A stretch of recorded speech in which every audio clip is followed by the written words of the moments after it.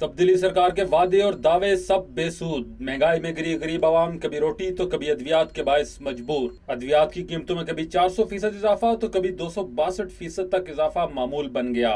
2018 में जब अद्वियात की कीमतों में 400% इजाफा हुआ तो वज़ीर-ए-आज़म ने नोटिस लेते हुए कीमतों को वापस लाने के अहकाम जारी किए। अद्वियात की कीमतों में होशरुबा इजाफे के बायस वज़ीर सेहत आमिर कियानी को ओहदे से हटा दिया गया। 2 साल में तीसरी बार अद्वियात की कीमतों में इजाफा हुआ। इस बार इजाफे के लिए वफाकी काबीना से बाज़ाब्ता मंजूरी ली गई। ड्रग रेगुलेटरी अथॉरिटी की जानिब से अद्वियात की कीमतों में मशरूत इजाफे का नोटिफिकेशन तैयार हुआ। फार्मास्यूटिकल कंपनीज कीमतों में मजीद इजाफा करने की मिजाज नहीं होंगी। कीमतों में इजाफे से गरीब आवाम पर महंगाई का एक और बम गिराया गया। फार्मास्यूटिकल कंपनियां हर बार की तरह इस बार भी मनमाने रेट्स हुकूमत से मंजूर करवाने में कामयाब ठहरी।